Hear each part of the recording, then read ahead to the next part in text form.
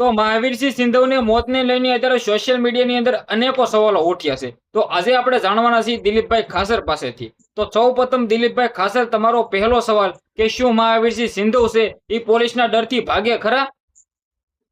પહેલી વાત તો એ તમને કહેવાની નિલેશભાઈ કે પોતે મહાવીરસિંહ સિંધવ આર્મી મેન હતા અને એવા જીગર વાળો માણસ હતો કે પોલીસના ડરથી તો એ વ્યક્તિ ક્યારેય ભાગે જ નહીં. પેલી વસ્તુ તો એ આવે છે. કેમ કે એવો મળદ માણસ હતો ને કે પોલીસના ડરથી ભાગે નહીં, એ વાત તો કન્ફર્મ છે. તો આગળ જે રીતે હાલ કહેવામાં આવી રહ્યું છે કે મહાવીરસિંહ સિંધવ છે એ ક્યાંક ને ક્યાંક પગ લસરવાથી અથવા પોલીસના ભાગવાથી પડવાના કારણે તેમનું મૃત્યુ થયું છે. તો આમની અંદર શું આ એક એક્સિડન્ટ છે કે શું આની પાછળ કોઈ પણ પ્રકારનો હાથ હોઈ શકે છે? શું આ હત્યા હોઈ શકે? જો એક વસ્તુ છે નિલેશભાઈ, મારે એ કહેવાની કે આ કોઈ દુર્ઘટના નથી કે આ કોઈ પગ લપસવાનું કારણ નથી. કે તમે મીડિયા તો જોવો છો, મીડિયા તરફથી જે પણ થોડા ઘણા વિડીયો આવ્યા એમાં એક જાળી છે, ઉપરથી જાળી, અને એ જાળી ઉપર થી અંદર કોઈ ગળકી ના શકે એ રીતની એટલી થોડી ઘણી તૂટેલી હતી. તો એટલામાં કોઈ વ્યક્તિ પડી ન જાય. અને ચોથા માળેથી કોઈ પણ વ્યક્તિ પડે તો પડ્યા પછી લોહી તો નીકળવું જોઈએ ને. જે જગ્યા રહી ત્યાં થોડું ઘણું પણ લોહી જોવા નથી મળતું. આપણું શરીર રહ્યું ને, આ શરીર ઉપર થોડો ઘણો પણ આપણો નખ લાગી જાય ને તો લોહી નીકળે. તો જે બિલકુલ. વ્યક્તિ 4 માળેથી પડ્યો હોય એને લોહી નો નીકળે એવું થોડું બની શકે ભાઈ, બરોબર? એટલે ક્યાંક ને ક્યાંક આ મર્ડર મિસ્ટ્રી હોઈ શકે. મર્ડર છે એ 100% ની વાત છે. તો આમની અંદરથી જે સીસીટીવી કેમેરાનો વિડીયો વાયરલ થયો છે, જે ક્લિપ વાયરલ થઈ છે, એ એક બાજુની એંગલની છે. તો શું આખા ફ્લેટની અંદર અથવા શું આખા અંદર જ્યાં પણ આજુબાજુ કંઈ પણ પ્રકારનો સીસીટીવી બીજા હશે જ નહીં, ખાલી એક જ મૂકવામાં આવ્યો છે? શું લાગે છે, આની તપાસ થવી જોઈએ? કોઈ પણ જગ્યા હોય ત્યાં ક્યારે સિંગલ કેમેરો હોતો નથી, ડબલ કેમેરા હોય છે. ડબલ સાઈડમાં બે બાજુ કેમેરા હોય છે. પણ આમાં ક્યાંક ને ક્યાંક પુરાવાનો નાશ કરવામાં આવ્યો છે ભાઈ નિલેશભાઈ, બરોબર? આની ઉપર કોણ ઇન્વોલ્વ છે, શું શું કાંઈ છે કાંઈ ખબર નથી પડતી. નકર કોઈ પણ મેટર હોય ને તાત્કાલિક પગલા લેવાતા હોય છે. તાત્કાલિક કોઈ પણ મુદ્દા બહાર આવતા હોય કે અને કલાકોની સેકન્ડોની કલાકોની વાત તો કલાકોમાં રહી, પણ મિનિટોની સમયમાં આનો આખો કામ થઈ વ્યક્તિ શકે. ઉલ્લેખાઈ જતો હોય. પણ આમાં બહુ વાર લાગી છે. આમાં કઈ સત્ય સામે આવતું નથી. પણ આમાં જે પણ થયું આમાં બહુ મોટા મોટા અધિકારીઓ ઇન્વોલ્વ હોઈ શકે એવું મારું માનવું છે એમ. અને તપાસ થવી જરૂરી છે અને યોગ્ય તપાસ થાય અને એમને ન્યાય મળે એવું આપણી દરખાસ્ત છે. જે રીતે મહાવીરસિંહ સિંધવનું ગુજરાતની અંદર સારું એવું નામ હતું, કલાકારો માટે લાખો રૂપિયા, કરોડો રૂપિયા ઉડાડતા હતા. તો મેં ઘણું બધું એવું પણ સાંભળ્યું કે આ 2 નંબરના પૈસા હતા ને ઉડાડવામાં આવ્યા. તો આમની અંદર તમને શું લાગે?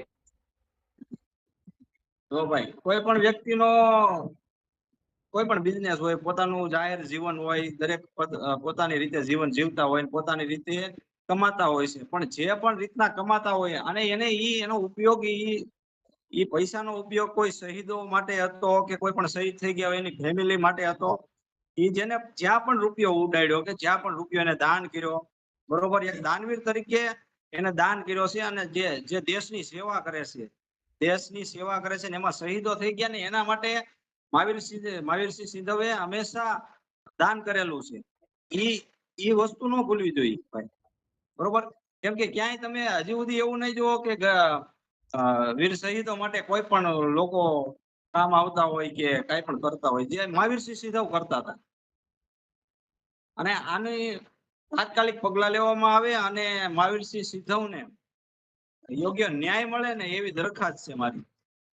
તો તમે બધા લોકોએ, આપણે બધાએ જોયું છે કે જે રીતે મીડિયા વાળા એ રૂમની અંદર ઘૂસી જાય છે ને જે બધું હતું એ બતાવવા મળે છે.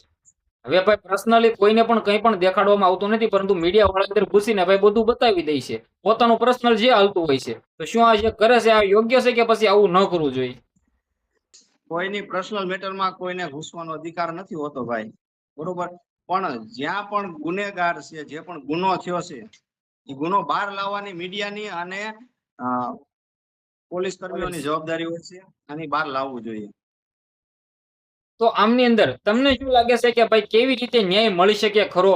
જે રીતે તમે બધા લોકો જોયું, મેં પણ જોયું કે મહાવીરસિંહ સિંધવના પિતા એનો પણ વિડીયો વાયરલ થયો છે. તેમને પણ કહ્યું છે કે ભાઈ આમની અંદર જે પણ થયું છે અમને ડેડ બોડી અડવા પણ નથી દીધી, અમારે જોવી હતી. તો ક્યાંક ને ક્યાંક આમની અંદર શું લાગી રહ્યું છે કે આવનારા ટાઈમની અંદર શું આ ન્યાય મળશે ખરો?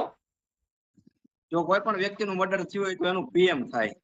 પીએમ થાય એટલે એના રિપોર્ટમાં બધું આવતું હોય.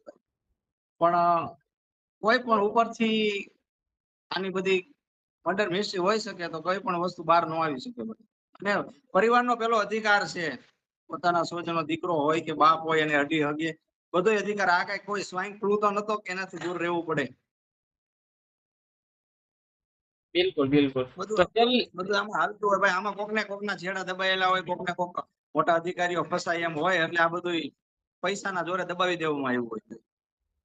તો છેલ્લે મહાવીરસિંહ સિંધુ વિશે બે શબ્દ, કારણ કે તે દેશપ્રેમી હતા અને હંમેશા તેનો 7 વર્ષ ઘણો 7મું ભણતો ત્યારે એક વિડીયો પણ વાયરલ થયો હતો, કેવી રીતે તે બોલતા હતા. હંમેશા દેશપ્રેમી રહ્યા છે અને પોતે એક આર્મી જવાન પણ હતા. તેમના માટે બે શબ્દ થઈ જાય. એના માટે બે શબ્દ તો આપણે જયેશભાઈ નિલેશભાઈ શું કહી શકીએ. પણ જે એ વ્યક્તિ મહાવીરસિંહ સિંધવનું જે કામ હતું ને, મહાવીરસિંહ સિંધવ થવું બહુ અઘરું છે. હવે એના જો વ્યક્તિ અને એના જેવું વ્યક્તિત્વ થવું બહુ અઘરું છે.